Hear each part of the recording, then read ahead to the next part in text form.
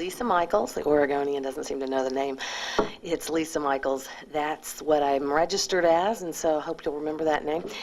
Who is Lisa Michaels? Well, I married a fella who graduated from Sunset High School, moved up here in Oregon in 1991, and have had a child in the Beaverton school system for the last 12 years until this year. It just became untenable anymore. The situation in the middle schools I found with my two older sons was not something I was willing to risk my youngest son on. So I've moved them all to Valley Catholic. And I'm hoping, if you elect me, that I can go down to Salem and try and do something about that. There's, if your child is average child, it's not extremely intelligent or has any sort of learning disabilities, I think you'll be fine in the public school system. But my sons, I have one of them that is that is ADD, and the other one's dyslexic. And I had meetings with the teachers over at Sexton Mountain and discussed it. And they basically didn't want to do anything about it because it would stigmatize my child if we held him back a grade. And they also didn't want to do anything about it because that would mean extra paperwork and extra money that would have to go towards one individual child.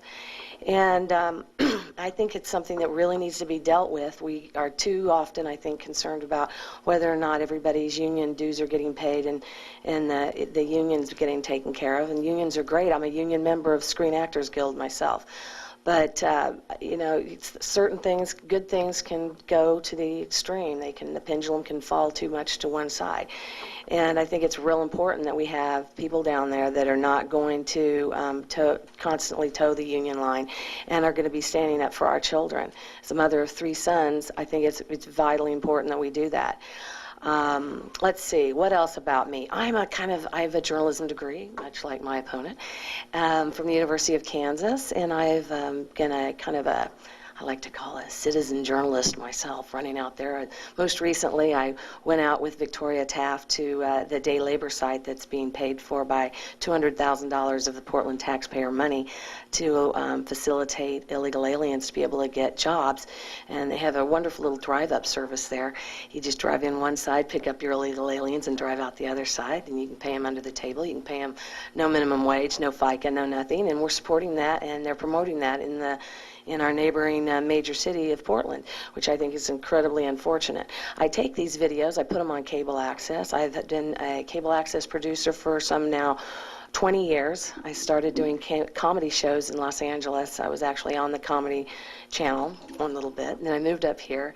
And I got active in politics, and I've been doing a lot of political ones. I call Accountability is one of my shows, where I talk about things that that get my ire up, like the Schumacher Furs being shoved out of their almost 100-year-old family business because the city of Portland refused to enforce the law and keep the protesters away. I did another one for the Carousel of Information. It was down in Woodburn, where they were literally paying with our taxpayer dollars to have police stay there and keep anybody else that wasn't an illegal alien out of the union hall so that they could register these illegal aliens for God knows what, the unemployment, get them registered to vote, get them driver's license, get them all documented up. This was in 2006. I think we've made a lot of headway since then. They're no longer allowed to get Oregon licenses, so you'll be pleased to hear that. Then I was, I was a delegate of the great state of Oregon to the convention in New York City, which was a special experience for me. My cousin was murdered by the terrorists on September 11th while he was calling his family to tell him that he was okay, that the plane had indeed hit the other building.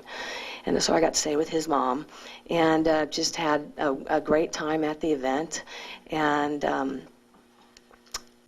then after that, I've been very active in the Republican Party in Washington County. So I really want to try and make some sort of difference, and I'm a big fan, as you can see, of Sarah Palin. Is there anybody here that really likes Sarah Palin like I do? Because I think she's just dynamite. She's a strong, independent, Northwest woman, a mother, and she's got it all going on. So thank you very much for your time. Appreciate it.